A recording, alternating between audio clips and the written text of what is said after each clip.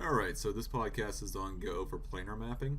And what planar mapping is the most basic form of UV mapping because it's doing exactly what it's saying. It's projecting a flat image from a plane, depending on which angle you choose.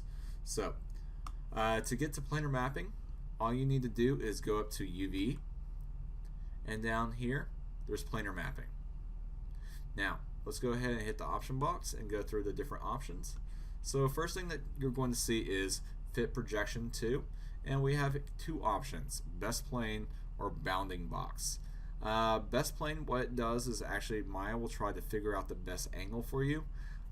It's not typically right all the time, so for me I kind of keep it on bounding box most of the time, and what bounding box allows you to do is to pick your angle of attack.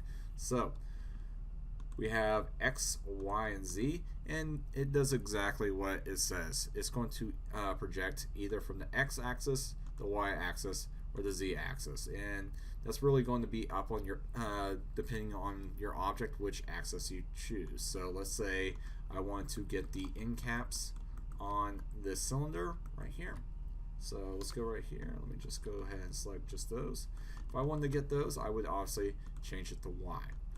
And for there, I got my end caps off to the side. Alright, the only other thing that is notable on this list is camera. Camera allows you to actually project straight from the camera because not always will your object be lying nicely on the origin or on an axis, and sometimes you have to actually try to map stuff that is kind of off axis, and camera will allow you to do that. So I have my cube right here that is just kind of skewed and slanted, and I want to just get these faces right here, the top one and the bottom one, and what I can do is just look directly at them and hit camera and hit apply, and as you can see, it's laying it out pretty nicely. Alright, so those are your main options that you need to worry about with planar mapping, and actually that's pretty much planar mapping in a nutshell. Other than that, take care.